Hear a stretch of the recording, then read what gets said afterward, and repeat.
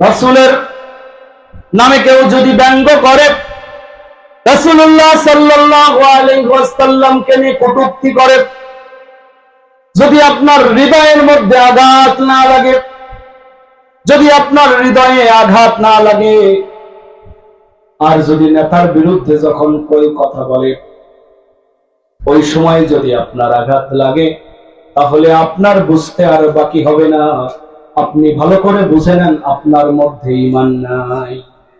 ওয়ামা আতাকুমুর রাসূলু ফাখুযুহু ওয়ামা নাহাকুম আনহু ফান্তাহু।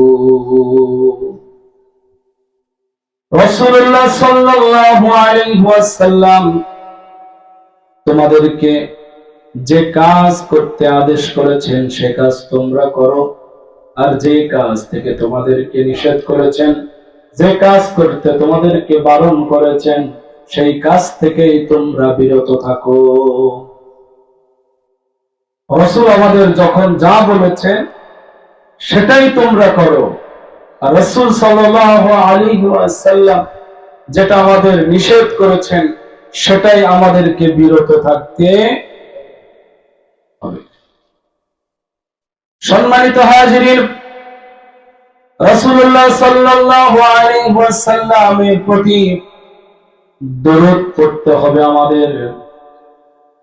কোন মানুষ যদি তার ভাগ্যের পরিবর্তন করতে চায়, কোন মানুষ যদি বিপদগ্রস্ত থেকে বাঁচতে চায়, কোন মানুষ যতই বিপদ সে তার জীবনে আসুক না কেন, যতই বিপদে পড়ুক না কেন, এই লোকটা যদি রাসূলুল্লাহ সাল্লাল্লাহু আলাইহি ওয়াসাল্লামের শানে দরুদ পড়ে, আল্লাহ রাব্বুল আলামিন ওই ব্যক্তির যত বিপদ বালা মুসিবত আছে সমস্ত বিপদ বালা মুসিবত থেকে আল্লাহ রাব্বুল আলামিন তাকে হেফাজত করে। কি করলে?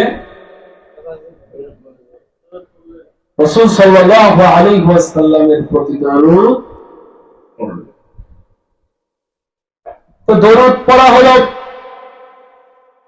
রাসূলুল্লাহ সাল্লাল্লাহু আলাইহি ওয়াসাল্লামের প্রতি দরুদ কিভাবে পড়তে হবে?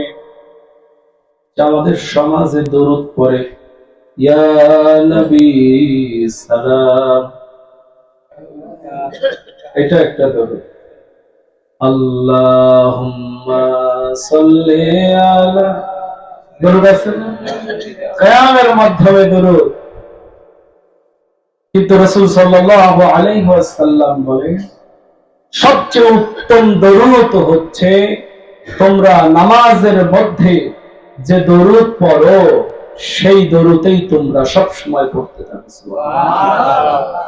তোমরা আমার বংশধরের প্রতি দরুদ পড়তে থাকো। আল্লাহুম্মা সাল্লি আলা মুহাম্মদ ওয়া আলা আলি মুহাম্মদ কামা সাল্লাইতা আলা ইব্রাহিম ওয়া আলা আলি ইব্রাহিম ইন্নাকা হামিদুল মাজিদ। আল্লাহুম্মা বারিক আলা মুহাম্মদ ওয়া আলা আলি মুহাম্মদ কামা বারাকতা আলা ইব্রাহিম ওয়া আলা আলি ইব্রাহিম ইন্নাকা হামিদুল মাজিদ। তোমরা এই দরুদ সব সময় পড়তে থাকো। রাসূল সাল্লাল্লাহু আলাইহি ওয়াসাল্লাম বলে তোমরা পৃথিবীর যে প্রান্তে যে যে অবস্থায় আমার প্রতি দরুদ পড়ো না কেন, কিছু ফেরেশতা আছে যখন তোমরা দরুদ পড়ো ওই দরুদ নিয়ে এসে আমাকে সে শুনিয়ে দেয়। সুবহানাল্লাহ।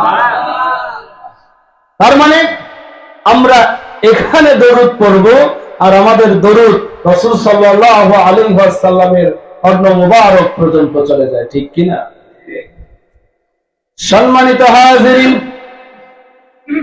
তাহলে আমাদের উত্তম আদর্শ কে বলেন তো? উত্তম আদর্শ কে? নেতা?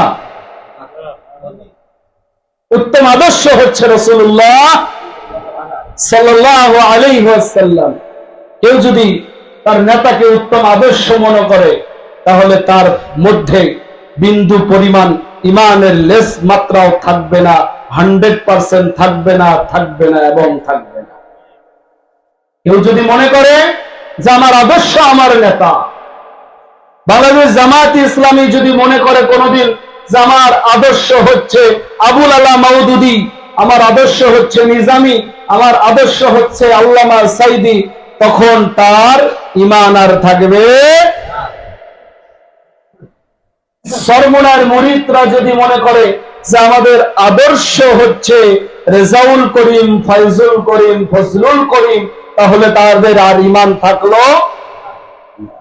ঠিক এইভাবে পৃথিবীর যে মানুষগুলায় যদি তার কোন নেতাকে অনুসরণ করে এবং আদর্শ মনে করে, সে যে দলের হোক, যে মতের হোক, সে যে যারই হোক না কেন, তার মধ্যে ঈমানের লেশ মাত্রাও থাকতে পারে।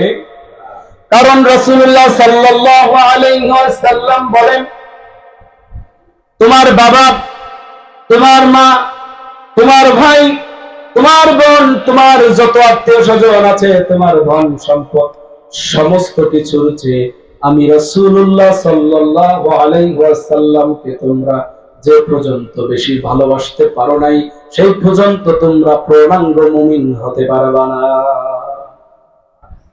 সে পর্যন্ত পূর্ণাঙ্গ মুমিন হতে তোমরা পারবে না। শর্ত কি? শর্ত হচ্ছে সমস্ত পৃথিবীর সব কিছু হচ্ছে রাসূলুল্লাহ সাল্লাল্লাহু আলাইহি ওয়াসাল্লামকে বেশি ভালোবাসতে। সম্মানিত হাজিরিন, বর্তমান সময় আমাদের চোখে এমন নজির আসে যে রাসূল সাল্লাল্লাহু আলাইহি ওয়াসাল্লামকে নিয়ে গালি দেয়, রাসূলকে নিয়ে কটূক্তি করে, রাসূলকে ব্যঙ্গ করে।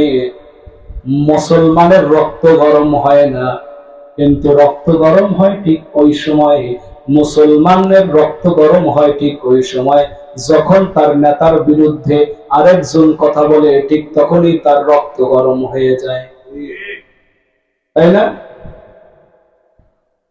রাসূলের নামে কেউ যদি ব্যঙ্গ করে, রাসূলুল্লাহ সাল্লাল্লাহু আলাইহি ওয়াসাল্লামকে নিয়ে কটূক্তি করে, যদি আপনার হৃদয়ের মধ্যে আঘাত না লাগে, যদি আপনার হৃদয়ে আঘাত না লাগে, আর যদি নেতার বিরুদ্ধে যখন কোই কথা বলে ওই সময় যদি আপনার আঘাত লাগে, তাহলে আপনার বুঝতে আর বাকি হবে না, আপনি ভালো করে বুঝে নেন আপনার মধ্যে ঈমান নাই। কথা কয় না? কথাগুলো কি মূল্যবান নাকি দামি কথা? দামি কথা না? অনেক দামি কথা এগুলা। সম্মানিত হাজিরিন, তাহলে ঈমানের পরিচয় দিচ্ছি আমরা, মুসলমানের পরিচয় দিচ্ছি।